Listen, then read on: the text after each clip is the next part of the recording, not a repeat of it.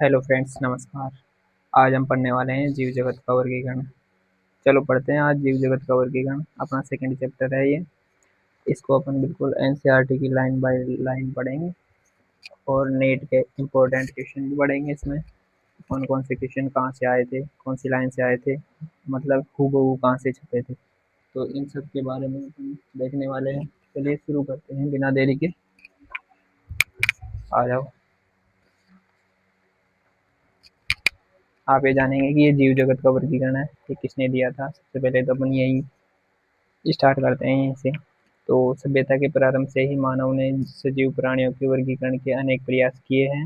वर्गीकरण के ये प्रयास वैज्ञानिक मानदंडों की जगह सहज बुद्धि पर आधारित हमारे भोजन, वस्त्र एवं आवास जैसी सामान्य उपयोगिता के वस्तुओं के उपयोग की आवश्यकताओं पर आधारित थे। फिर है इन प्रयासों में जीवों के वर्गीकरण के वैज्ञानिक मानदंडों का उपयोग सर्वप्रथम अरस्तु ने किया था। ये आ गया आपका आंसर। ये आंसर यहीं से मतलब एक मोस्ट इम्पोर्टेंट आंसर है ये। इसे मैं अंडरलाइन कर देता हूँ। अरस्तु ने किया था कि ये जो सर्वप्रथम जीवों का वर्गीकरण है ना, किसने किया था, तो ये अरस्तु ने किया था। इसके बाद में अपन ये देखते हैं कि उन्होंने पादपों को सरल आकारिकी लक्षणों के आधार पर वृक्ष, झाड़ी और शाख में वर्गीकृत किया। अर्थात उन्होंने पादपों में जो लक्षण देखे ना, तो उनको उनके आधार पर वृक्ष, झाड़ी और शाख में वर्गीकृत कर दिया। जबकि उन्होंने प्राणियों का वर्गीकरण लाल रक्त की उपस्थिति अथवा अनुपस्थिति के आधार पर किया था।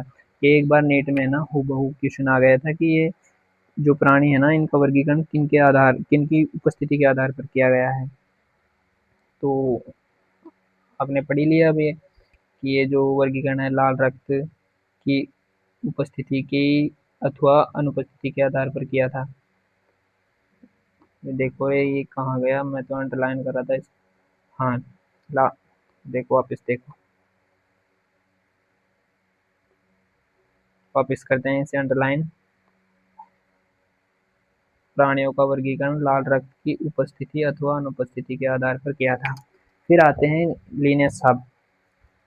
लिनियस ने बताया कि ये जो लिनियस है उनके काल में सभी पादपों और प्राणियों के वर्गीकरण के लिए एक द्विजगत पद्धति विकसित की गई। अर्थात ये क्वेश्चन भी आया था, ये जो द्विजगत है, ये पद्धति किसने दी गई थी, किसके द्वारा दी गई थी, तो लिनियस ने दी थी। ये क्वेश्चन है एक। फिर जिसमें उन्होंने क्रमशः प्लांटी अर्थात पादप एवं एनिमेलिया अर्थात प्राणी जगत में वर्गीकृत किया गया था। इन्होंने है ना, मतलब पादपों और प्राणियों के वर्गीकरण जो द्विनाम पद्धति दी थी, उनमें इसने प्लांटी, पादप और एनिमेलिया जंतु जगत में वर्गीकृत किया था इन्होंने। ये द्विनाम पद्धति है ना, इन्होंने दी थी कैरोलस लिनियस ने। इनका पूरा नाम तो कैरोलस लिनियस है। इस पद्धति के अनुसार यूकैरियोटिक अर्थात ससीम केंद्र की एवं प्रोकैरियोटिक अर्थात असीम केंद्र की एक कोशिक एवं बहुकोशिक तथा प्रकाश संश्लेषी हरित शैवाल, प्रकाश संश्लेषण है ना हरित शैवालों में ऐसे, मतलब इनका एग्जाम्पल दे दिया कि इनके जो मोस्ट वो है ना हरित शैवाल एवं अप्रकाश संश्लेषी अर्थात कवक के बीच विभेद स्थापित करना संभव नहीं था। मतलब इन दोनों में है ना, इनका डिफरेंशिएशन अंतर, मतलब दोनों में अंतर स्थापित करना संभव नहीं था, असंभव था। फिर पादपों एवं प्राणियों पर आधारित यह वर्गीकरण आसान एवं सरलता से समझे जाने के बावजूद बहुत से जीवधारियों को इनमें से किसी भी वर्ग में रखना संभव नहीं था। इसी कारण अत्यंत लंबे समय से चली आ रही वर्गीकरण की द्विजगत पद्धति अपर्याप्त सिद्ध हो रही थी। अर्थात ये जो इन्होंने द्विजगत पद्धति दी ना, ये लंबे समय के लिए सही तो थी, लेकिन बाद में ऐसे असिद्ध होती जा रही थी कि ये अच्छी नहीं है और भी वर्गीकरण देना चाहिए बाद में। तो इसके अतिरिक्त वर्गीकरण के लिए आकारिकी के साथ साथ कोशिका संरचना, ये देखो भाई यहीं से इंपॉर्टेंट लाइन बनती है। कोशिका संरचना, कोशिका भित्ति के लक्षण, पोषण की विधि, आवास, प्रजनन की विधि या एवं विकास के संबंधों को भी समाहित करने की आवश्यकता महसूस की जाने लगी। मतलब इन चीजों को भी देखते हुए है ना, इनमें ऐसे लगा कि यार अलग से वर्गीकरण होना चाहिए और उनमें अलग अलग समूहों को बांट देना चाहिए। तो अतः समय के साथ साथ सजीवों के वर्गीकरण की पद्धति में अनेक परिवर्तन आए हैं।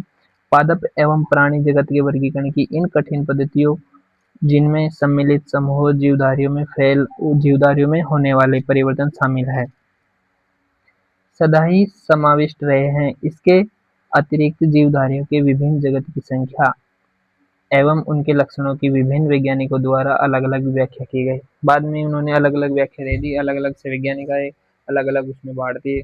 तो ये देखो सारणी आ गई एक 5 जीव जगत के लक्षण। किस-किस आधार में किस-किस आधार पे ये जीवों को बाँटा गया है, तो दिया गया है इसमें। प्रथम पहला तो है मोनेरा, दूसरा है प्रोटिस्टा, तीसरा है फंजाई, चौथा है प्लांटी और पाँचवा है एनिमेलिया। इनमें कोशिका के प्रकार देख लो पहले तो। ये प्रोकैरियोटिक है ना मोनेरा, एक में ही है ओनली प्रोकैरियोटिक की कोशिका कौन से प्रकार की पाई जाती है। जो ये मोनेरा है ना, इसमें ओनली प्रोकैरियोटिक कोशिका पाई जाती है। फिर आता है ये प्रोटिस्टा। प्रोटिस्टा में यूकैरियोटिक है कोशिका पाई जाती है, फंजाई में यूकैरियोटिक है, प्लांटी में यूकैरियोटिक है और एनिमेलिया में यूकैरियोटिक है। इसके बाद में अपन देखते हैं कि सेल वॉल के आधार पर, ये सेल वॉल है ना, ये इसके आधार पर मतलब इस सारणी में से ना बहुत सारे क्वेश्चन बनते हैं। जैसे मोनेरा जगत है, ये यूकैरियोटिक है या प्रोकैरियोटिक है, फिर इनकी कोशिका भित्ति किसकी बनी होती है, फिर प्रोटिस्टा में उपस्थित होती है या नहीं होती। इनमें से मतलब अनेक तरह से अलग अलग प्रकार से ऐसे क्वेश्चन बनते हैं इनमें। तो देखते हैं मोनेरा में कोशिका भित्ति सेल्यूलोज रहित अर्थात सेल्यूलोज एब्सेंट रहता है। इसमें बहुसर्कराइड प्लस एमिनो अम्ल से निर्मित होती है। और ये जो प्रोटिस्टा है इनमें कुछ में ही कोशिका भित्ति प्रेजेंट रहती है। फिर आता है फंजाई। फंजाई में कोशिका भित्ति उपस्थित रहती है जो सेल्यूलोन रहित काइटिन युक्त होती है, अर्थात काइटिन की बनी होती है फंजाई की। एक बार क्वेश्चन आया था कि ये जो फंजाई है ना, इसकी कोशिका भित्ति किसकी बनी होती है, तो पढ़ने वालों ने तो बता दिया कि काइटिन की बनी होती है, काइटिन युक्त होती है। फिर इसके बाद में प्लांटी है। प्लांटी में कोशिका भित्ति उपस्थित होती है जो सेल्यूलोज की बनी होती है। ये देखो सेल्यूलोज। और आप जानते होंगे कि एनिमल में तो कोई सेल वॉल नहीं पाई जाती, तो वो तो एब्सेंट रहती है। तो इस चीज़ में दे दिया कि ये तो अनुपस्थित है अर्थात एब्सेंट है। फिर केंद्रक झिल्ली देखते हैं। मोनेरा जगत में अनुपस्थित है, प्रोटिस्टा में उपस्थित है, फंजाई में उपस्थित है, प्लांटी में उपस्थित है और एनिमेलिया में उपस्थित है। फिर वो इसकी संरचना देखते हैं। काय संरचना, ये तो कोशिकीय है मोनेरा, तो प्रोटिस्टा भी कोशिकीय है और फंजाई है बहुकोशिकीय है और या अदृढ़ उत्तक है। फिर प्लांटी उत्तक अंग या उत्तक तंत्र और एनिमेलिया उत्तक अंग या अंग तंत्र। फिर आती है पोषण की विधि कि ये जो पोषण है ना, किस प्रकार से कौन सी विधियों के द्वारा लिया जाता है, कौन सी विधियों के द्वारा किया जाता है। तो मोनेरा में ना स्वपोषी होते हैं मोनेरा एक तो, अर्थात रसायन संश्लेषी एवं प्रकाश संश्लेषी भी होते हैं ये, तथा परपोषी जो मतलब दूसरों के ऊपर आधारित पोषी एवं परजीवी है। फिर आता है प्रोटिस्टा जगत। स्वपोषी होता है अर्थात प्रकाश संश्लेषण से भोजन बना लेता है या खाने पीने की व्यवस्था कर लेता है खुद की। फिर बाद में आता है फंजाई। फंजाई भी परपोषी है, मृतपोषी एवं परजीवी है। प्लांटी आता है। प्लांटी है ना, एकदम प्योर ऐसे प्रकाश संश्लेषी होते हैं, स्वपोषी होते हैं, अर्थात वो प्रकाश संश्लेषण के द्वारा अपना खुद का भोजन खुद बना लेते हैं। फिर आता है एनिमेलिया। एनिमेलिया में पोषण की विधि क्या ही है, वो तो परपोषी होता है, मतलब खुद तो बना नहीं सकता कि दूसरों के ऊपर डिपेंड तो रहेगा ही। जैसे जंतु देख लो, जंतु दूसरों के ऊपर निर्भर है ही। अपन को देख लो, अपन मानव है तो मानव क्या ऐसे खुद थोड़ी बनाएगा कि लो मैं तो ये करता हूँ, मैं खुद का भोजन खुद ही बनाऊंगा ऐसे। तो ऐसे ना। फिर इनमें प्रजनन की विधि। प्रजनन देखो, जैसे मोनेरा है, मोनेरा में संयुग्मन। फिर प्रोटिस्टा में युग्मक संलयन एवं संयुग्मन। फिर फंजाई, फंजाई में निषेचन। प्लांटी में निषेचन और एनिमेलिया में निषेचन। अब आता है भाई बहुत मोस्ट इम्पोर्टेंट क्वेश्चन। तो चलिए देखते हैं। ये जो सन 1969 में आर एच व्हिटेकर द्वारा एक 5 जगत वर्गीकरण की पद्धति प्रस्तावित की गई। एक बार क्वेश्चन ये आया था कि ये जो 5 जगत प्रणाली है, 5 जगत वर्गीकरण किसने दिया, तो आर एच व्हिटेकर ने दिया था। R H Whittaker.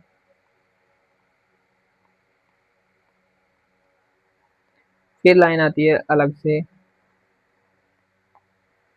इस पद्धति के अंतर्गत सम्मिलित किए जाने वाले जगतों के नाम Monera, protista, fungi, Plantae, animalia, ये हो गए 5। जैसे Monera 1, protista 2, fungi 3, Plantae 4, animalia 5। फिर कोशिका संरचना, शारीरिक संरचना, पोषण की प्रक्रिया, प्रजनन एवं जातिवर्तीय संबंध, उनके वर्गीकरण की पद्धति के प्रमुख मानदंड थे। ये अपन ने पढ़ ही लिए थे कि किन के आधार पर जीवों को कैसे कैसे बांटा गया है। तो कोशिका भित्ति, केंद्रक झिल्ली, काय संरचना, पोषण की विधि और प्रजनन की विधि। इन सभी जगतों के विभिन्न लक्षणों का एक तुलनात्मक विवरण दिया गया है।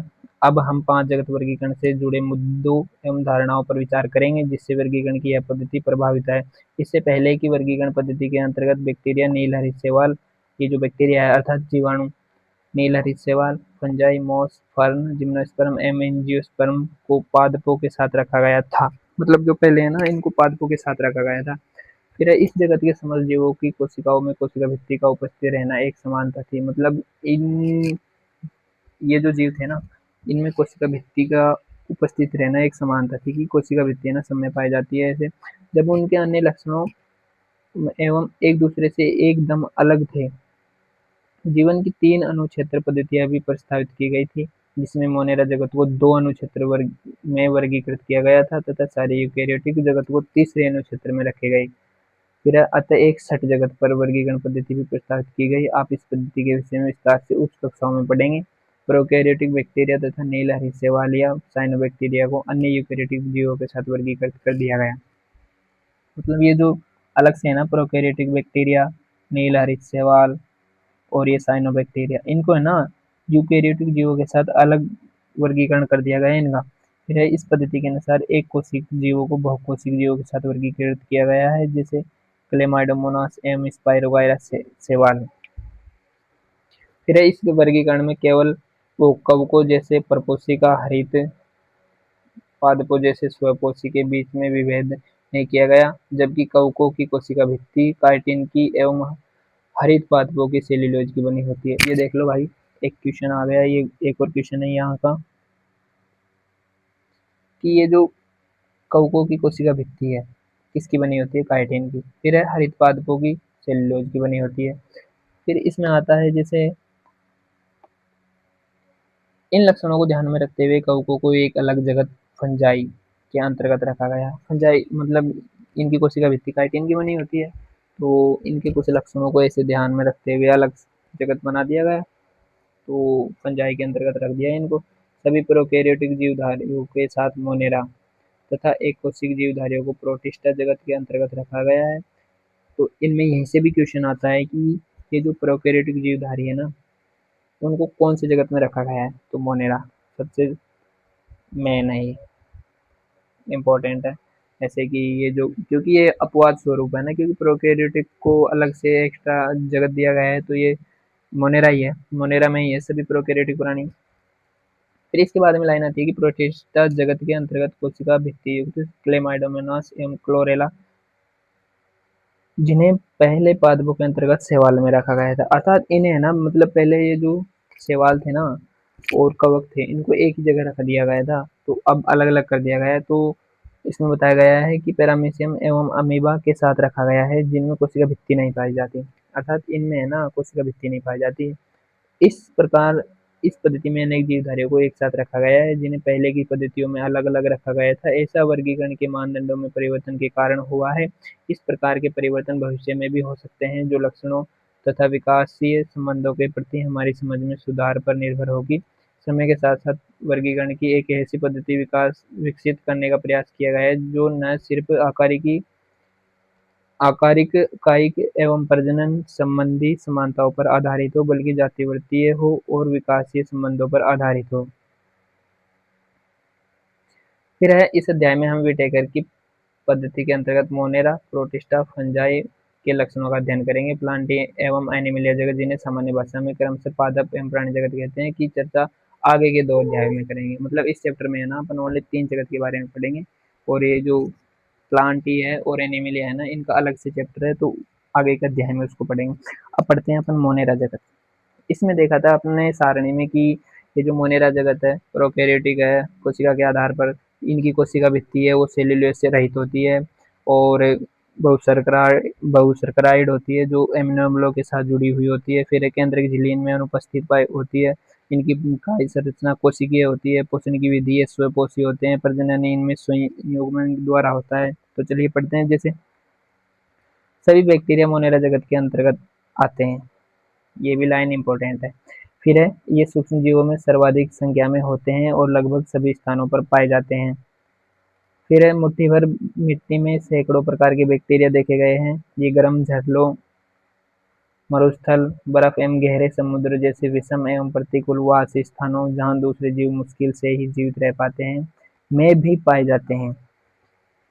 है फिर कई बैक्टीरिया तो अन्य जीवों पर उनके भीतर परजीवी के रूप में रहते हैं। बैक्टीरिया को उनके आकार के आधार पर 4 समूहों में बांटा गया है। जैसे एक है गोलाकार कोकस, ये गोलाकार कोकस है, बहुवचन में कोकाई, जिसे हम कोकाई के रूप में। फिर है छड़ाकार, ये जो छड़ाकार है बेसिलस के रूप में। फिर है कोमाकार, के विब्रियम। फिर है सर्पिलाकार के स्पाइरिलम में बांटा गया है। ये जैसे देख लो, ये जो गोलाकार है ना, ये कोकस है। ये तो कोकस हो गया, ये गोलाकार हो गया गोलाकार। ये जो है ये बेसिलाई हो गया। बेसिलाई कहाँ गया? छड़ाकार। ये जो स्पाइरिला है ये सर्पिलाकार हो गया। और ये जो विब्री है ये कोमाकार हो गया, अर्थात ये कोमा के आकार का जैसा हो गया। देख लेते हैं यहाँ पे संरचना दी गई है, तो संरचना तो बिल्कुल सिंपल सी है। तो अपन इसकी संरचना देख के भी समझ सकते हैं कि ये गोल है, ये छड़ के आकार का है, ये कोमा के आकार का है। नाम से ही पता चलता है कि कौन कौन सी क्या है। फिर है यद्यपि संरचना में बैक्टीरिया अत्यंत सरल प्रतीत होते हैं परंतु इनका व्यवहार अत्यंत जटिल होता है। फिर है उपापचय की दृष्टि से अन्य जीवधारियों की तुलना में बैक्टीरिया में बहुत अधिक विविधता पाई जाती है। उदाहरण स्वरूप वे अपना भोजन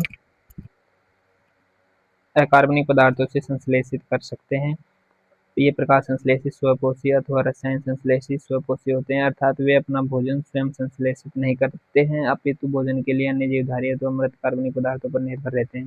इसमें दिया गया है कि ये जो है ना प्रकाश संश्लेषी स्वपोषी अथवा रसायन संश्लेषी होते हैं। ये जो जीव है ना मतलब प्रकाश संश्लेषी अथवा रसायन संश्लेषी स्वपोषी होते हैं, अर्थात वे अपना भोजन है ना स्वयं संश्लेषित नहीं कर सकते अपितु भोजन के लिए दूसरे जीवों पर मृत अथवा दूसरे जीवों पर अथवा मृत कार्बनिक पदार्थों पर निर्भर रहते हैं। फिर पढ़ते हैं आधे बैक्टीरिया। आधे का अर्थ क्या होता है? जैसे आधे का है ना एक,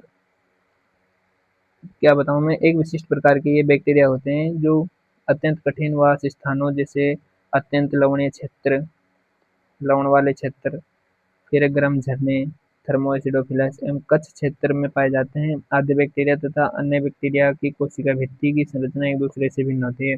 ये बता रहा है कि ये जो आधे बैक्टीरिया है ना इनकी कोशिका भित्ति की संरचना है ना दूसरे बैक्टीरिया से अलग होती है। तो यही लक्षण इन्हें प्रतिकूल अवस्था में जीवित रखने के लिए उत्तरदायी है। मेथेनोजन अनेक रूमिनेंट पशुओं के आंत्र में पाए जाते हैं। इनके गोबर से मीथेन गैस का उत्पादन करते हैं। फिर ये जो मेथेनोजन है, ये क्वेश्चन आता है कि ये जो मेथेनोजन है ना मतलब गोबर गैस लगा लो आप। जैसे रूमिनेंट पशु अर्थात जो जुगाली करते हैं ना, जैसे गाय भैंस आंत्र में, उनकी आंत में पाए जाते हैं जो गोबर से मीथेन गैस का उत्पादन करते हैं। फिर पढ़ते हैं यूबैक्टीरिया। हजारों बैक्टीरिया अथवा वास्तविक बैक्टीरिया की पहचान एक कठोर कोशिका भित्ति एवं कसाब अर्थात चल बैक्टीरिया द्वारा की जाती है। साइनोबैक्टीरिया जिन्हें नीलहरी शैवाल भी कहते हैं, साइनोबैक्टीरिया को हम नीलहरी शैवाल भी कहते हैं, ये अंडरलाइन करते हैं यहाँ पे।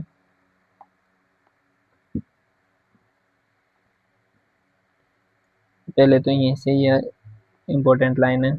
इनमें एक क्वेश्चन भी आ सकता है कि ये जो कसाब है ना इनकी पहचान किनके द्वारा की जा सकती है? तो कसाबों के द्वारा, मतलब जो ये चलने फिरने का काम करते हैं ना, मतलब ये नाम भी दे दिया इन्होंने कि चल बैक्टीरिया द्वारा की जाती है। फिर पढ़ते हैं इनके बारे में कि नीलहरी शैवाल भी कहते हैं में हरित पादपों की तरह क्लोरोफिल, इनमें ना क्लोरोफिल ए पाया जाता है हरित हरे पादपों की तरह तथा ये प्रकाश संश्लेषी व स्वपोषी होते हैं। साइनोबैक्टीरिया एक कोशिक कॉलोनीय अथवा तंतुमय अलवणीय जल समुद्री अथवा स्थलीय शैवाल है।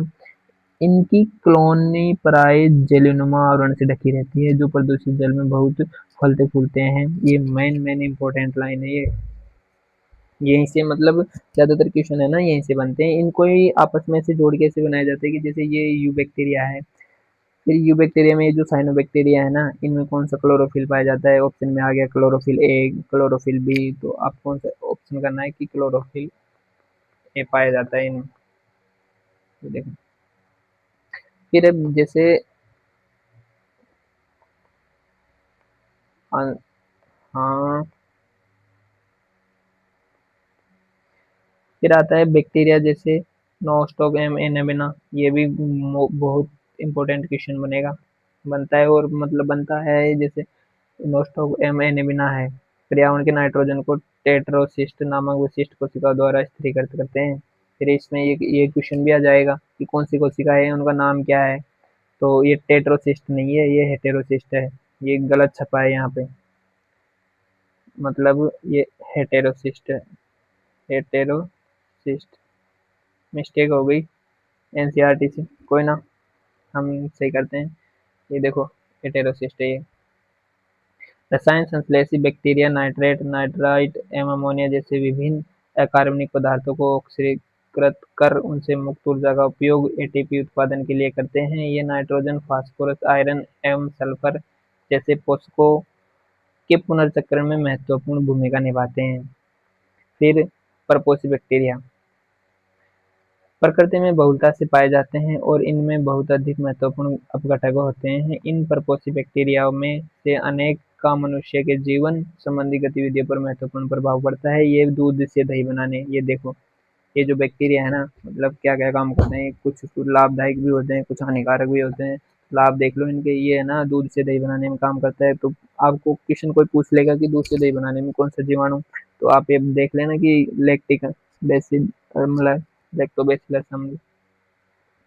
फिर प्रतिजैव के उत्पादन में, लेग्यूम पादपों की जड़ों में नाइट्रोजन स्थिरीकरण में, वो जो लेग्यूम पादप है ना उनकी जड़ों में ये एनाबेना और नॉस्टोक है ना, ऊपर अपन ने पढ़ा था, ये ऊपर नॉस्टोक है एनाबेना, ये है ना मतलब ये प्रपोज बैक्टीरिया है ना, ये काम आते हैं ऐसे, इनके लाभ हैं। लेग्यूम पादपों की जड़ों में नाइट्रोजन स्थिरीकरण का काम करते हैं, सहायता करते हैं। कुछ बैक्टीरिया रोगजनक होते हैं जो मनुष्य, फसलों, फार्म पालतू पशुओं को हानि पहुंचाते हैं। विभिन्न बैक्टीरिया के कारण हैजा, टाइफाइड, टिटनेस, साइट्रस कैंकर जैसे ये इन सब बीमारियां होती हैं। फिर देखते हैं बैक्टीरिया प्रमुख रूप से कोशिका विभाजन द्वारा प्रजनन करते हैं, ये देख लो, ये भी इम्पोर्टेंट है कि कोशिका विभाजन द्वारा बैक्टीरिया प्रजनन करते हैं।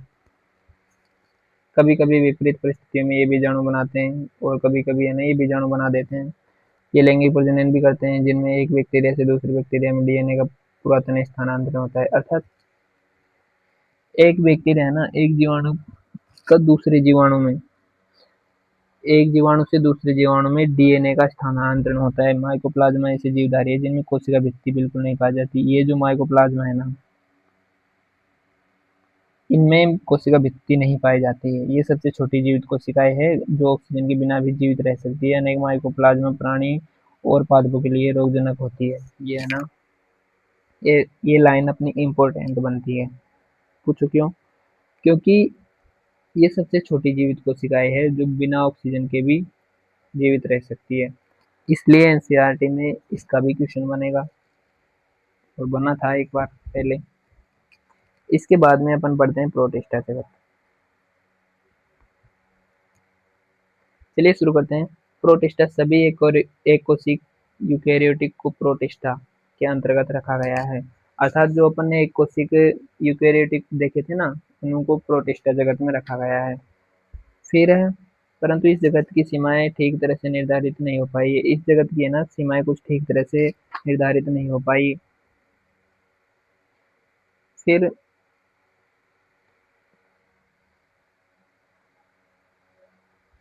एक जीव वैज्ञानिक के लिए जो प्रकाश संश्लेषी प्रोटिस्टा है,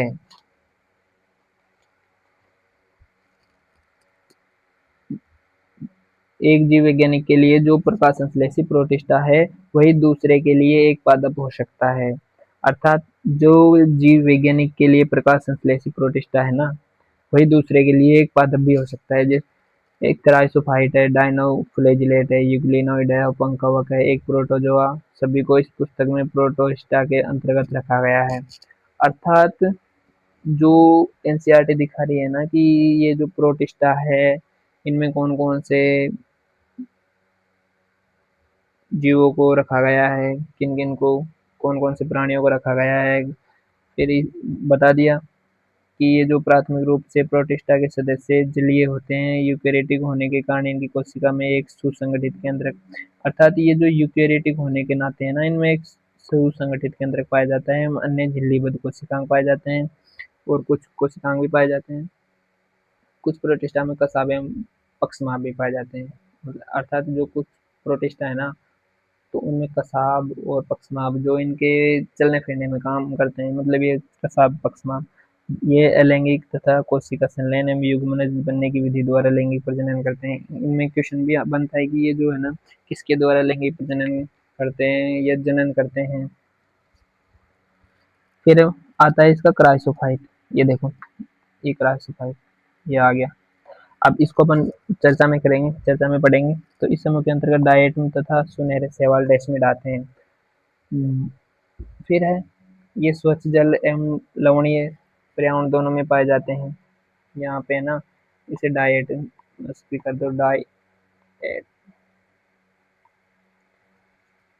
अर्थात ये गोल्डन एल्गी है, सुनहरे शैवाल। फिर है ये अत्यंत सूक्ष्म होते हैं, ये बहुत ही छोटे होते हैं तथा जलधारा के साथ निश्चेष्ट रूप से बहते हैं। ये जलधारा के साथ है ना, ऐसे भावों में ऐसे बहते हैं। डायटम में कोशिका भित्ति साबुनदानी की तरह होती है और इनकी जो कोशिका भित्ति है ना, एक साबुनदानी की तरह बनी होती है, दिखती है ऐसे। फिर है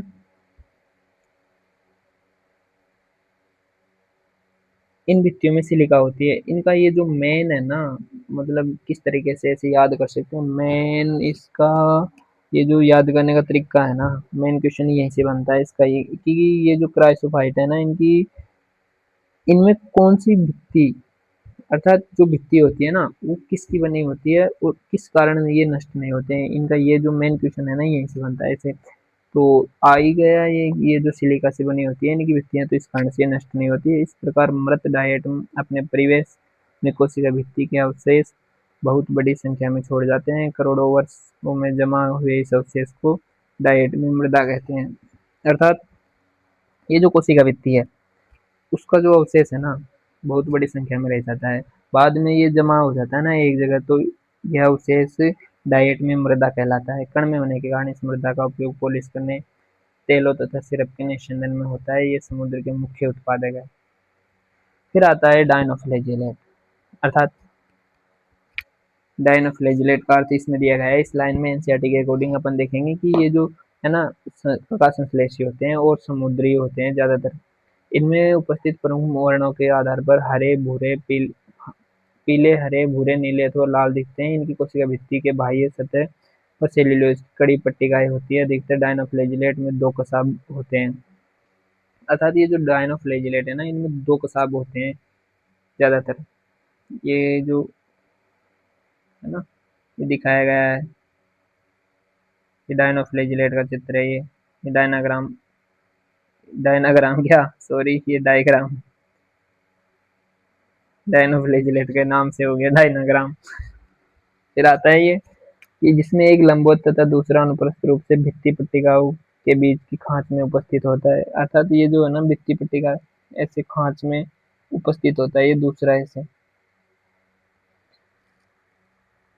फिर है प्राय लाल डायनोफ्लैजिलेट की संख्या में विस्फोट होता है। ये जो लाल है ना, उनकी संख्या में विस्फोट होता है जिससे समुद्र का जल लाल दिखने लगता है। इनका ये जो मेन मेन याद करने का पॉइंट है वो यही है कि जो समुद्र का लाल रंग होता है ना, वो किन के कारण होता है, कौन से जीव में होता है या कौन से प्राणियों में पाया जाता है। तो इसमें ये आ गया कि ये जो डायनोफ्लैजिलेट्स होते हैं ना,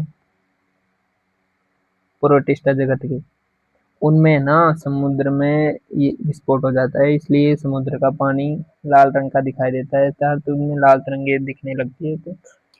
तो इसके उदाहरण भी है, गोनियल एक्स है। फिर पढ़ते हैं यूग्लिनोइड। इनमें से अधिकांशतः स्वच्छ जल में पाए जाने वाले जीवधारी है। यूग्लिनोइड है ना, ज्यादातर स्वच्छ जलीय प्राणी होते हैं जो स्थिर जल में पाए जाते हैं। इनमें कोशिका भित्ति की जगह एक प्रोटीन युक्त पदार्थ की परत पेलिकल होती है।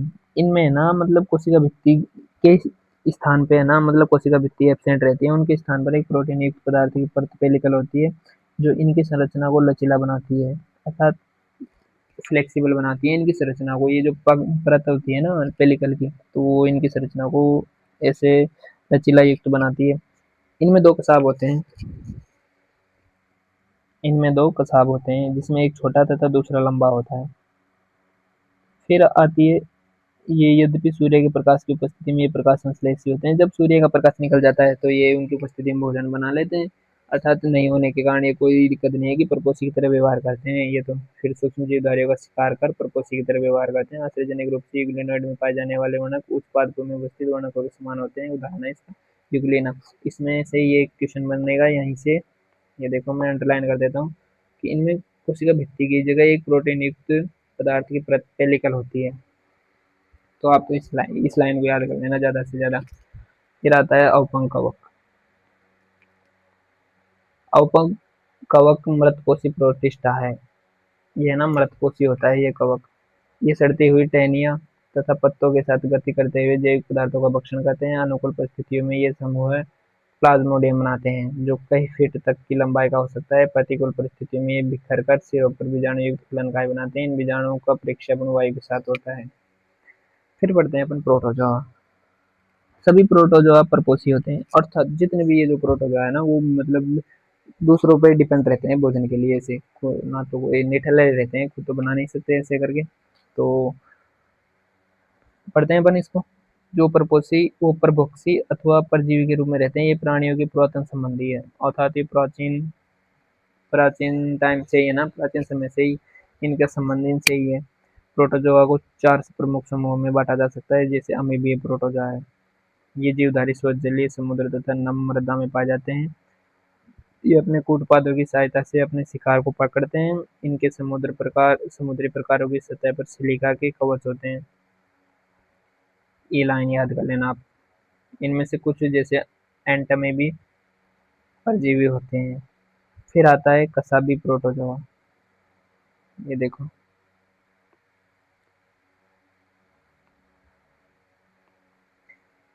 इस समूह के सदस्य स्वच्छंद अथवा परजीवी होते हैं। इनके शरीर पर कसाब पाया जाता है। परजीवी कसाबी प्रोटोजोआ बीमारी के कारण है जिनसे निद्रालु व्याधि नामक बीमारी होती है।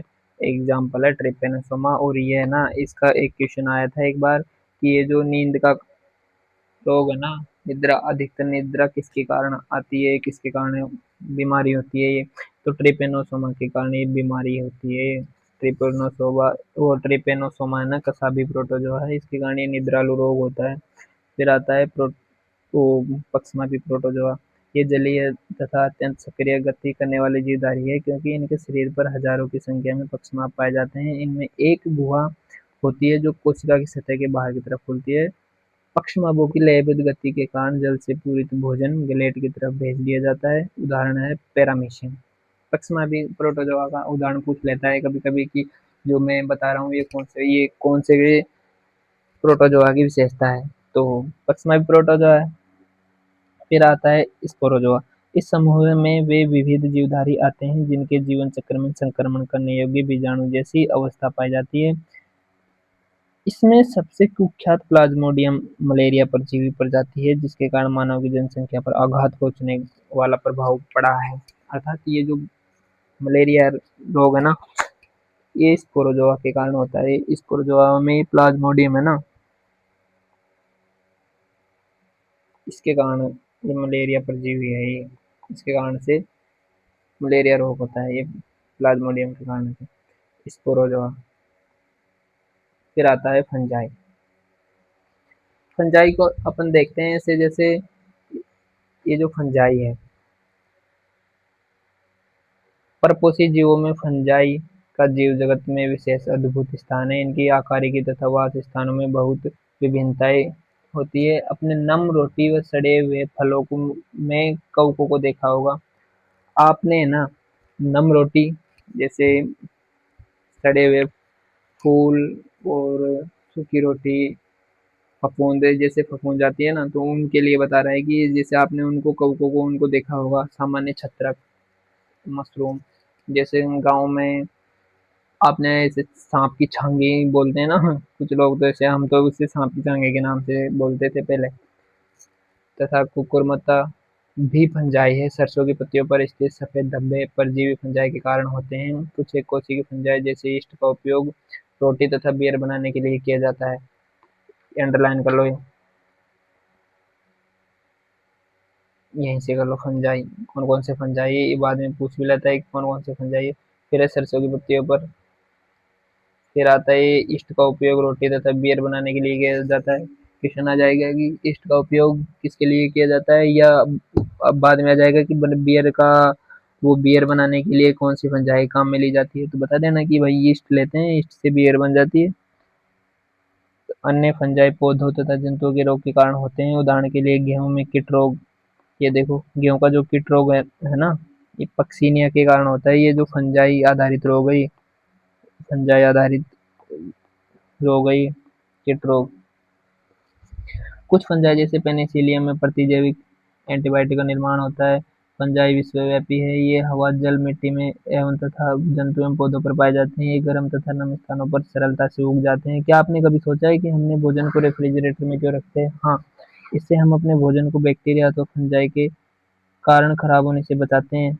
अब देखो ये फंजाई के बारे में बता रहा है कि फंजाई तंतुमय है, अर्थात फिलामेंटी से है, लेकिन यीस्ट जो एक कोशिकीय है, इसका अपवाद है। ये देखो भाई साहब, फंजाई ना तंतुमय, बताइए कि फंजाई तंतुमय है, लेकिन ईस्ट है ना, ये ओनली एक कोशिकीय होता है, जो इसका अपवाद है। ये मेन इंपॉर्टेंट टिक लगा देता हूँ मैं तो यहीं पे। मैंने जो अंडरलाइन की है ना, उसी तो आप याद कर लेना, बहुत काम की चीज़ है ये। ये लंबी पतली धागे की तरह की संरचनाएं होती है, जिन्हें कवक तंतु कहते हैं। कवक तंतु के जाल को कवक जाल कहते हैं।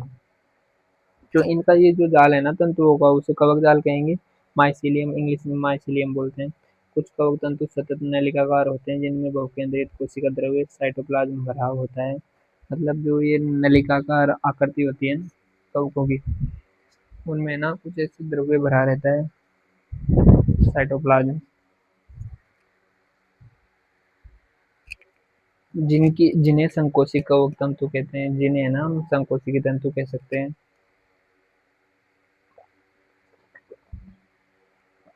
फिर अन्य कवक तंतुओं में पट्टियाँ होते हैं। फंजाई की कोशिका भित्ति कार्टियन तथा पॉलीसेकेराइड की बनी होती है। ये अपन ने पहले ही बात कर ली कि ये जो फंजाई है, इसकी कोशिका भित्ति किसकी बनी होती है? फंजाई की बनी होती है। नहीं, फंजाई क्या, फंजाई की कोशिका भित्ति कार्टियन तथा पॉलीसेकेराइड की बनी होती है। और यार कैसे कैसे बोल देते हैं ऐसे पढ़ के भी डायरेक्टली। चलो, अधिकांश फंजाई परपोषित होती है। वे मृत बस्ट्रेटस से घुलनशील कार्बनिक पदार्थों को अवशोषित कर लेती है। इन्हें मृतजीवी कहते हैं। जो ये जो फंजाई है ना, मतलब परपोषित होती है, दूसरों के ऊपर डिपेंड रहती है, वे मृत बस्ट्रेटस से घुलनशील कार्बनिक पदार्थों को अवशोषित कर लेती है। अर्थात जो बस्ट्रेटस है ना, उससे जो घुलनशील पदार्थ है ना, उनको अवशोषित कर लेती है। इन्हें मृतजीवी कहते हैं। जो फंजाई सजीव पौधों तथा जंतुओं पर निर्भर करती है, उन्हें परजीवी कहते हैं। ये शैवाल तथा लाइकेन के साथ तथा उच्च वर्गीय पौधों के साथ कवकमूल बनाकर भी रह सकते हैं। ऐसी फंजाई सहजीवी फंजाई कहलाती है। तो ऐसे देख लो कि ये जो फंजाई है ना, मतलब शैवालों के साथ, लाइकेन के साथ, मतलब बड़े बड़े उच्च वर्गीय पौधों के साथ कवकमूल बनाकर भी रह सकते हैं। तो ऐसे मतलब किसी के भी साथ रह ले, तो उनका जीवन है ना, मतलब साथ साथ में रहना, ऐसे सहजीवन सहजीवी कहलाता है। तो ये फंजाई काम कर सकती है ऐसा साथ साथ रहने का। फंजाई में जनन कायिक खंडन, विखंडन तथा मुकुलन विधि द्वारा होता है। ये जो ये लाइन है ना, ये भी इम्पोर्टेंट है। मैं अंडरलाइन कर देता हूँ पहले से कि कौन कौन सी लाइन इम्पोर्टेंट है, कहाँ से क्वेश्चन बनेगा। तो कर दिए मैंने, आप इनको याद कर लेना। फिर अलैंगिक जनन बीजाणु द्वारा बन होता है, जिसे हम कोनिडिया कहते हैं। ये भी लाइन इम्पोर्टेंट है, याद कर लेना इसे भी। अथवा धानी बीजाणु अथवा चल बीजाणु द्वारा होता है। लैंगिक जनन निषिक्तांड उस्पोरा, ये भी याद कर लेना। एस्कस जीवाणु, एस्कस बीजाणु तथा बेसिडियम बीजाणु द्वारा होता है। ये जो लैंगिक जनन है ना, ये निषिक्तांड या ऊस्पोरा बोलते हैं इसे इंग्लिश में, और एस्कस बीजाणु तथा बेसिडियम बीजाणु द्वारा होता है। विभिन्न बीजाणु सुस्पष्ट संरचनाओं में उत्पन्न होते हैं जिन्हें फलनकाई कहते हैं। लैंगिक चक्कर में निम्नलिखित 3 सोपान होते हैं। अब देखो, दो चल अथवा अचल युग्मकों के प्रोटोप्लाज्म का संलयन होना, इस क्रिया को प्लाज्मोगेमी कहते हैं। ये बता रहा है कि ये जो दो चल अथवा अचल युग्मक है ना, उनके जो प्रोटोप्लाज्म है उनका संलयन होना अर्थात उनका जुड़ना, वो निषेचन करना, आपस में संलयन करना प्लाज्मोगेमी कहलाता है। फिर दो केंद्रकों का संलयन होना जिसे केंद्रक संलयन कहते हैं। अर्थात ये भी बता रहा है कि जब दो केंद्रक आपस में संलयन करते हैं ना, तो उन्हें केंद्रक संलयन कहते हैं। युग्मनज में मियोसिस के कारण अगुणित बीजाणु बनना, लैंगिक जनन में संयोजी संगम के दौरान दो अगुणित कवक तंतु पास पास आते हैं और संलयित हो जाते हैं।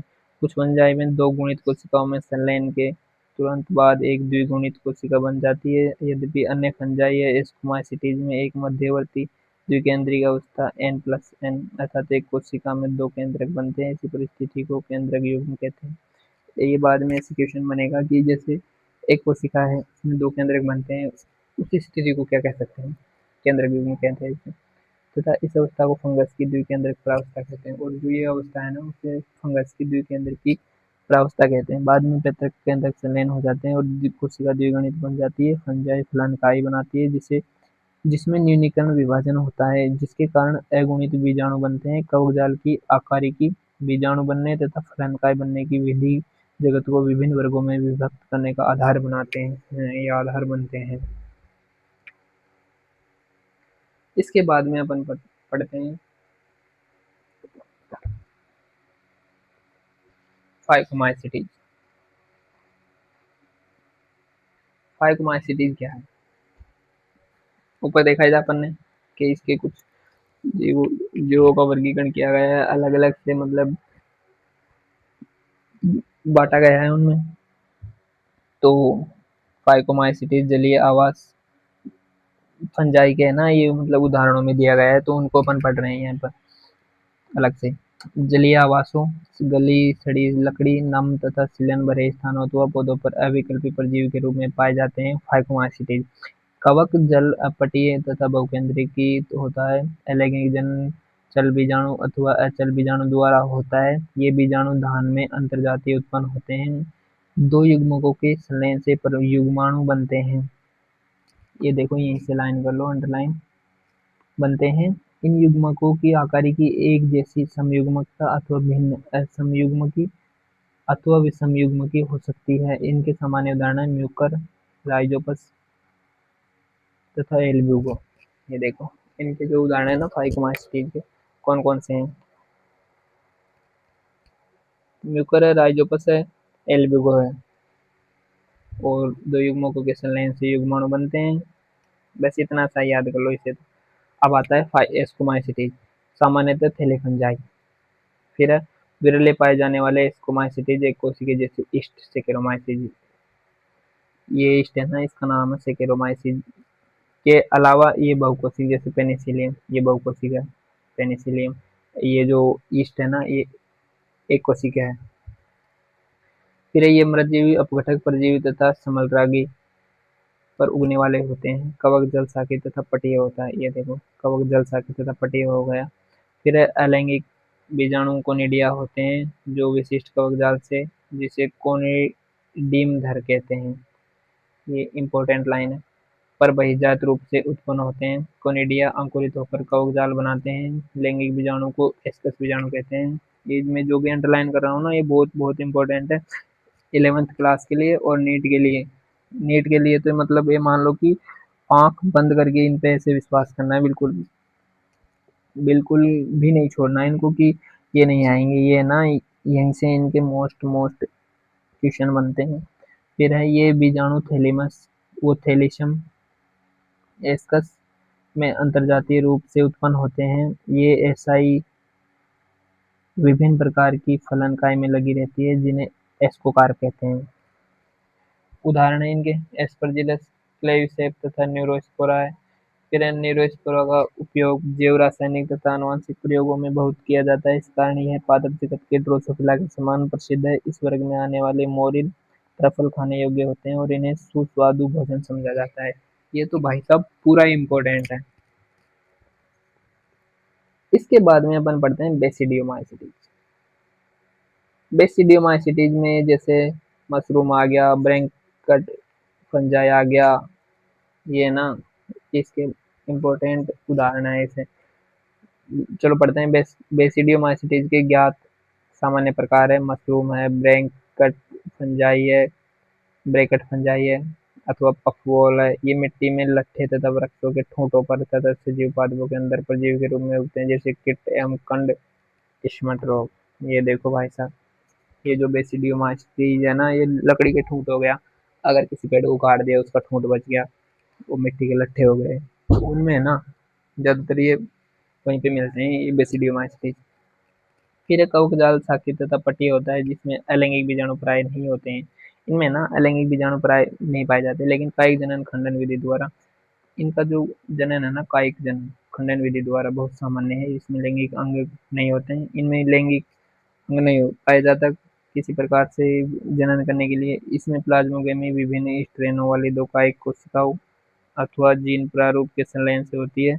इसमें बनने वाली संरचना द्विकेंद्रिकी होती है, जिससे अंततः बेसिडियम बनते हैं। बेसिडियम में केंद्रक संलयन अर्थात कैरियोगेमी तथा मियोसिस होता है, जिसके कारण 4 बेसिडियम मियोसिस है ना, मियोसिस होने के कारण 4 बेसिडियम बीजाणु बनेंगे।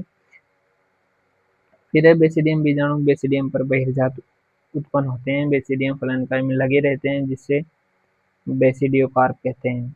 ये आ गया भाई साहब एक क्वेश्चन और, कि बेसिडियम फलनकाई में लगे रहते हैं। आ जाएगा कि बेसिडियम कहाँ लगे रहते हैं, फलनकाय में, फिर उसे क्या बोलते हैं, बेसिडियोकार्प बोलते हैं।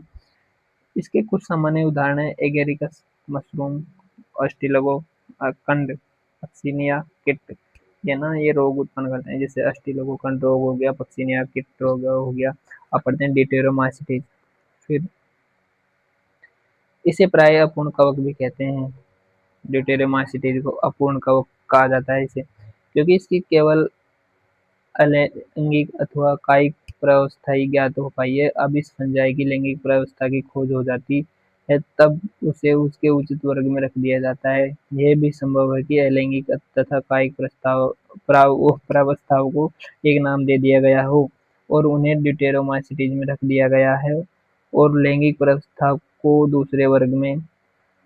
बाद में जब उनके अनुबंधों का पता लगा और फंजाई की उचित पहचान हो गई, तब उन्हें ड्यूटेरोमाइसीटीज से निकाल लिया गया। एक बार जब ड्यूटेरोमाइसीटीज के सदस्यों की उचित प्रावस्था का पता लग जाए, तब इन्हें एस्कोमाइसीटीज और बेसिडियोमाइसीटीज में सम्मिलित कर लेते हैं। ड्यूटेरोमाइसीटीज केवल अलैंगिक बीजाणु जिन्हें कोनिडिया कहते हैं, जिससे जनन करते हैं। ये है ना, मतलब अलैंगिक बीजाणुओं से ही जनन करते हैं, जिसको अपन कोनिडिया बोलते हैं। पहले भी पढ़ लिया था अपन ने कि कोनिडिया द्वारा जनन होता है इनमें। फिर है ये से जनन करते हैं। इसके कवक जाल पट्टीय तथा शाखित होते हैं। इसके कुछ सदस्य मृतजीवी अथवा परजीवी होते हैं, लेकिन इनके अधिकांश सदस्य अपशिष्ट के अपघटक होते हैं और खनिज के चक्रण में सहायता करते हैं। इसके कुछ उदाहरण है अल्टरनेरिया, कोलिट्रोट्राइगम तथा ट्राइकोडर्मा। फिर आता है ये प्लांट जगत। फिर इसके बाद में जंतु जगत। जंतु जगत के बाद में मतलब ये है ना, ये पादप जगत अलग से चैप्टर दिया गया है, तो अपन उसमें पढ़ लेंगे, लेकिन ये यहीं भी पढ़ लेते हैं थोड़ा बहुत, कि पादप पादप जगत में सभी जीव आते हैं जो यूकेरियोटिक है, जिनमें क्लोरोफिल पाया जाता है। इसकी वजह से प्रकाश संश्लेषण करते हैं। प्रकाश संश्लेषण की वजह से भोजन बना लेते हैं। जीवों को पादप कहते हैं। ऐसे जीवों को पादप कहते हैं जिसमें क्लोरोफिल पाया जाता है। फिर कुछ पादप जैसे कीटभक्षी पौधे तथा परजीवी आंशिक रूप से विषमपोषी होते हैं। ब्लेड रोवर्ट हो गया, विनस फ्लाईट्रैप कीटभक्षी पौधों के, और अमरबेल कस्पुटा का प्राणी है। कस्पुटा वर्ग से परजीवी का उदाहरण है। पादप कोशिका में कोशिका भित्ति पाई जाती है जो सेल्यूलोज की बनी होती है। ये देख लो, इसका यहीं से क्वेश्चन बन जाएगा एक तो। इसकी संरचना के बारे में विस्तृत विवरण अध्याय 3 में पढ़ेंगे। प्लांट जगत में शैवाल, ब्रायोफाइट, टेरिडोफाइट, जिनमें स्पर्म तथा एंजियोस्पर्म आते हैं। फिर इसके बाद में पढ़ेंगे कि पादप के जीवन चक्र में दो सुस्पष्ट अवस्थाएं द्विगुणित बीजाणु उद्भिद तथा अगुणित युग्मकोद्भिद होती है। इन दोनों में पीढ़ी एकांतरण होता है। विभिन्न प्रकार के पादप वर्गों में अगुणित तथा द्विगुणित प्रावस्था की लंबाई के अनुसार विभिन्न होती है। युग्मनज 2n में अर्थात द्विगुणित में मेयोसिस विभाजन के द्वारा अगुणित बीजाणु बनते हैं। ये बीजाणु अंकुरित होकर युग्मकोद्भिद बनाते हैं। युग्मक में जैसे नर का और मादा दोनों के पर युग्मकोद्भिद पर बनते हैं, जो संलयन होकर पुनः द्विगुणित युग्मनज बनाते हैं। फिर आता है कि युग्मनज से बीजाणु उद्भिद विकसित होता है। इस प्रक्रिया को हम संतति एकांतरण कहते हैं। अर्थात ये जो नर व मादा है ना, ये आपस में परस्पर संलयन करते हैं ना, तो उनसे है ना मतलब एक बीजाणु उद्भिद विकसित होता है। तो इस प्रक्रम को ना संतति का एकांतरण कहते हैं। संतति एकांतरण इस जगत का विस्तृत अध्ययन हम 3 में करेंगे। फिर इसके बाद आता है जंतु जगत। इस जगत के जीव विषमपोषी यूकेरियोटिक है। अर्थात जंतु जगत है ना, वो विषमपोषी यूकेरियोटिक है, जो बहुकोशिक और उनकी कोशिका में कोशिका भित्ति नहीं होती है। उनमें है ना ये सेल वॉल एब्सेंट रहती है। सेल वॉल एब्सेंट अर्थात कोशिका भित्ति नहीं पाई जाती।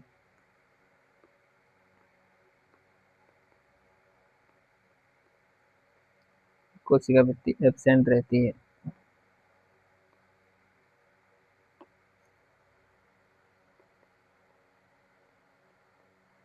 ये अपने भोजन को एक आंतरिक गुहिका में पचाते हैं और भोजन को ग्लाइकोजन अथवा वसा के रूप में, ये देखो ये आ गया कि ये जंतु है ना भोजन को किस रूप में संग्रहित करते हैं, ग्लाइकोजन तथा वसा के रूप में संग्रहित करते हैं। पौधे है ना स्टार्च के रूप में करते हैं, ये स्टार्च के रूप में। इनमें प्राणी संपोषण अथवा अर्थात भोजन का अंतर्ग्रहण करना होता है। उनमें वृद्धि का एक निर्दिष्ट पैटर्न होता है और वे एक पूर्ण वयस्क जीव बन जाते हैं, जिसकी सुस्पष्ट आकृति तथा माप होती है। उच्च कोटि के जीवों में विस्तृत संवेदी तथा तंत्रिका प्रेरक क्रियाविधि विकसित होती है। इनमें से अधिकांश चलन करने में सक्षम होते हैं। लैंगिक जनन नर तथा मादा के संगम से होता है और बाद में उसमें भ्रूण का विकास होता है। संघ के विभिन्न मुख्य विलक्षणों का विस्तृत अध्ययन 4 में करेंगे। जैसे 3 के लिए वो पादपों के लिए अध्याय 3 है और जंतुओं के लिए अध्याय 4 है। इसके बाद में अपन पढ़ते हैं विषाणु। क्या है ये विषाणु, वायरॉइड क्या है, प्रोन्सक क्या है तथा लाइकेन क्या है, ये पढ़ते हैं अपन। अब ये पढ़ते हैं फटाफट। आर.एच. व्हिटेकर द्वारा सुझाए गए पंचगत में लाइकेन व अकोशिक जीवों जैसे वायरस, वायरॉइड तथा प्रोन्सक प्रियन का उल्लेख नहीं किया गया है। इनका संक्षिप्त परिचय नीचे दिया गया है। इनमें देखते हैं अपन वायरस के बारे में। वायरस का नाम वर्गीकरण में नहीं है क्योंकि ये वास्तविक जीवन नहीं है।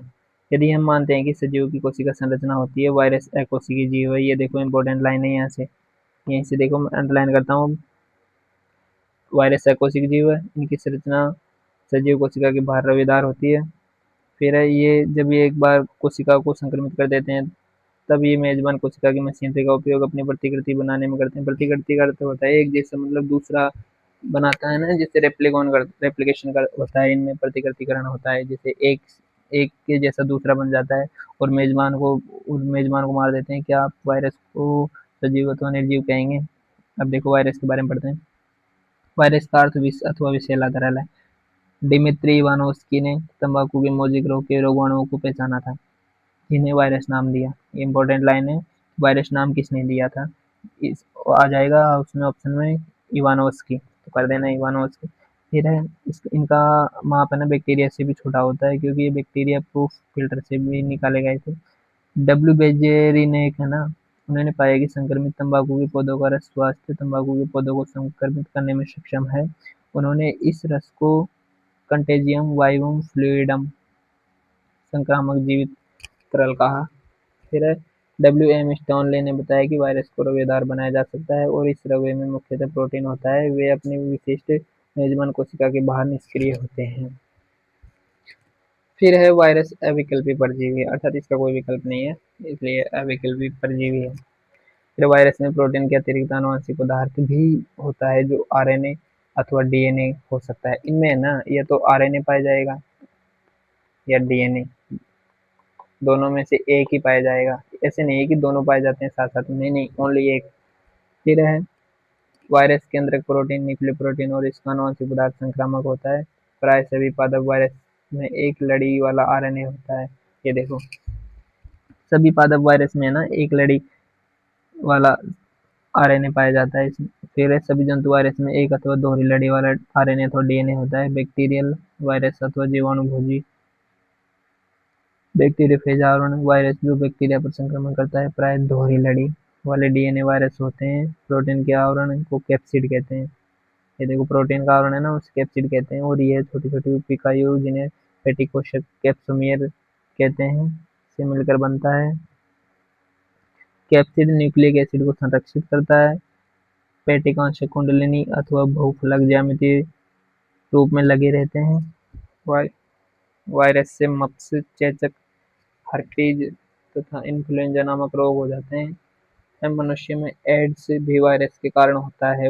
पौधों में मोजेक बनना, पत्तियों का मुड़ना, कुंचन, पीला होना तथा सिरा स्पष्ट होना, अवरुद्ध वृद्धि होना इसके लक्षण है। ये देखो भाई सब, ये ना मैंने जितने भी अंडरलाइन किए हैं ना, ये बहुत इंपॉर्टेंट लाइन है। आप है ना इनको एक तरीके से रट लेना, क्योंकि इन्हीं से नीट में क्वेश्चन आता है ज्यादातर। वो जो अपन ने आवरण पढ़ा था, ये प्रोटीन का ये आवरण कैप्सिड हो गया। ये जीवाणु भोजी की संरचना है, ये शीर्ष है ऊपर का। फिर ये अंदर, ये नीचे है ना, ये कोलर है, ये आच्छाद है। और ये इसके ये है ना कि ये क्या है, ये तंतु है, तंतु कुछ। अब पढ़ते हैं थोड़ा वायराइड। सन 1971 में टीओडाइनर ने एक नया संक्रामक कारक खोजा जो वायरस से भी छोटा तथा जिसके कारण पोटैटो स्पिंडल ट्यूबर नामक रोग होता है। मतलब ये वायरस से भी छोटा है ना, वायरॉइड खोजा था इसने, डायनर ने। वायराइडों में आरएनए तथा प्रोटीन आवरण जो वायरस में पाए जाते हैं उनका अभाव होता है, अर्थात इनमें है ना आरएनए भी एब्सेंट और जो प्रोटीन आवरण है ना वो भी एब्सेंट। प्रोटीन आवरण भी नहीं पाया जाता, इसमें आवरण नहीं पाया जाता। वायराइड के आरएनए का आणविक भार कम था, अर्थात इनके आरएनए का जो भार था ना, आणविक मोलिकुलर वेट कम था। फिर आता है प्रॉन्सक या प्रियन। आधुनिक चिकित्सा में कुछ संक्रामक न्यूरोलॉजिकल बीमारियां सामान्य रूप से फोल्ड प्रोटीन वाले कारकों द्वारा प्रेषित पाई गई। इन कारकों का आकार वायरस के आकार के समान था। इन कारकों को प्रोसन कहा गया, अर्थात प्रियन कहा गया। प्रियन द्वारा प्राणियों में होने वाली सबसे उल्लेखनीय बीमारी है बोवाइन स्पंजिफॉर्म एन्सेफेलोपैथी। ये ना, ये मेन इंपॉर्टेंट है कि ये जो प्रियन है ना, इसके द्वारा कौन सी बीमारी होती है। तो बोवाइन स्पंजिफॉर्म एन्सेफेलोपैथी है, जिन्हें आमतौर पर मवेशियों में मेडकाउ रोग कहा जाता है। मनुष्य में इसका समान प्रकार सी आर जेकब रोग है, सी आर जेकब रोग। मतलब मनुष्य में है ना इनके जैसी, जैसे मनुष्य में ये रोग है ना जेकब सी आर रोग, वैसा ही जंतुओं में है ये बोवाइन स्पंजी एन्सेफेलोपैथी अर्थात मेडकाउ रोग। फिर आता है लाइकेन। लाइकेन क्या है, शैवाल तथा कवक के सजीव सहवास है, अर्थात ये जो शैवाल है ना प्लस कवक, इससे ये लाइकेन का निर्माण होता है। मतलब दोनों का सहजीव संबंध है ना, ये लाइकेन कहलाता है। पारस्परिक उपयोग सहवास है। शैवाल घटक को शैवालांश, जो शैवाल का घटक है ना उसे तो शैवालांश कहेंगे, और जो कवक है उसके घटक को कवकांश कहेंगे, अर्थात माइक्रोवायंट, जो क्रम से स्वपोषित तथा प्रपोषित होते हैं। शैवाल कवक संजाई के लिए भोजन संश्लेषित करता है और कवक शैवाल के लिए आश्रय देता है। ये बता रहा है कि ये जो शैवाल है ना संजाई के लिए भोजन संश्लेषित करता है, और जो कवक है ना उस शैवाल को आश्रय देता है तथा खनिज एवं जल का अवशोषण करता है। इनका सहवास इतना घनिष्ठ होता है कि यदि प्रकृति में लाइकेन को देख ले तो यह अनुमान लगाना असंभव है कि इसमें दो विभिन्न जीव हैं। लाइकेन प्रदूषण के बहुत अच्छे संकेतक है, वे प्रदूषित क्षेत्रों में नहीं उगते। अपना चैप्टर कंप्लीट हो गया है। चलो अब इसका सारांश भी पढ़ लेते हैं, 2 मिनट का है, 1-2 मिनट का होगा। हाँ, 1 मिनट का सारांश है। सरल आकारिकी लक्षणों पर आधारित पादपों और प्राणियों के वर्गीकरण को सर्वप्रथम अरस्तू ने प्रस्तावित किया था। ये देखो, पादपों और ये जो प्राणियों का वर्गीकरण है ना सर्वप्रथम अरस्तू ने दिया था। बाद में लिनियस द्वारा सभी जीवधारियों को प्लांट तथा एनिमलिया जगत में वर्गीकृत किया गया। बाद में ना लिनियस द्वारा दिया गया। फिर इसके बाद में विटेकर ने 5 जगत प्रणाली। फिर ये 5 जगत मोनेरा, प्रोटिस्टा, फंजाई, प्लांटे और एनिमलिया है। फिर इनका जो प्रमुख मानदंड है, कोशिका की संरचना है, दैहिक संगठन है, पोषण, प्रजनन की विधि, जाति वृत्तीय संबंध है। फिर है 5 जगत के अंतर्गत बैक्टीरिया को मोनेरा जगत में रखा गया, जो विश्वव्यापी है। इनमें उपापचयी संबंधी विविधता अत्यंत वृहद है। बैक्टीरिया में पोषण की विधि स्वपोषी अथवा सपोषी होती है। फिर अपन देखते हैं कि प्रोटिस्टा जगत में क्राइसोफाइट, ये जो अपन ने प्रोटिस्टा जगत पढ़ा था उसमें क्राइसोफाइट हो गया, डायनोफ्लैजिलेट हो गए, यूग्लिनोइड हो गए, अपंक, कवक, प्रोटोजोआ जैसे कशिकी यूकेरियोटिक जीवधारी सम्मिलित किए गए हैं। फिर प्रोटिस्टा जीवधारियों की कोशिका में संगठित केंद्रक तथा झिल्लीबद्ध कोशिकांग पाए जाते हैं। इनमें प्रजनन अलैंगिक तथा लैंगिक दोनों प्रकार का होता है। फिर बढ़ते हैं फंजाई की जगत की संरचना तथा आवास में बहुत विभिन्नता होती है। अधिकांश कवक में मर्दजीवी प्रकार का पोषण होता है। उनमें लैंगिक तथा अलैंगिक जनन होता है। इस जगत के अंतर्गत 4 वर्ग फाइकोमाइसीटीज है, एस्कोमाइसीटीज है, बेसिडियोमाइसीटीज है और डिटेरोमाइसीटीज है। फिर है प्लांटी, जो सभी यूकेरियोटिक है, क्लोरोफिल युक्त जीव है। फिर सेवाल, ब्रायोफाइट, टेरिडोफाइट, जिम्नोस्पर्म, एंजियोस्पर्म इस वर्ग में आते हैं। फिर पौधों के जीवन चक्र में पीढ़ी, युग्मक उद्भिद और बीजाणु उद्भिद में एकांतरण होता है। फिर परपोषित यूकेरियोटिक बहुकोशिक जीव, जिनकी कोशिका में कोशिका भित्ति नहीं पाई जाती, अर्थात जो ये यूकेरियोटिक है ना एनिमल, उनमें ना कोशिका भित्ति नहीं पाई जाती, उन्हें एनिमलिया किंगडम में शामिल किया गया है। इन जीवों में पोषण प्राणिशम होता है। इनमें प्राय लैंगिक जनन होता है। कुछ अकोशिकी जीव जैसे वायरस तथा वायरोइड एवं लाइकेन को वर्गीकरण के 5 जगत प्रणाली में नहीं रखा गया। अर्थात ये जो वायरस है ना और लाइकेन और वायरोइड है, इन्हें है ना 5 जगत प्रणाली में नहीं रखा गया। तो चलिए अपना चैप्टर यहीं पे कंप्लीट होता है और अब नेक्स्ट चैप्टर पढ़ेंगे। मैं आशा करता हूँ कि आपको ये चैप्टर समझ में आया होगा और अपना ये फुल रिवीजन हो गया। मतलब ऐसे है ना अपन ने फास्ट पढ़ा था इसको और फास्ट ही समझ लिया। अपन ने मेन इसके टॉपिक पढ़ लिए, मेन इसके मतलब ऐसे बता दिया कि क्वेश्चन कहाँ से आए थे और कहाँ से आएंगे, कब आए थे।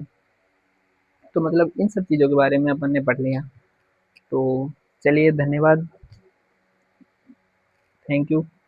और देखो, चैनल को सब्सक्राइब कीजिए और आगे शेयर कीजिए। वीडियो अच्छा लगा हो तो लाइक कीजिए। धन्यवाद, मिलते हैं नेक्स्ट वीडियो में। इसी के साथ जय हिंद।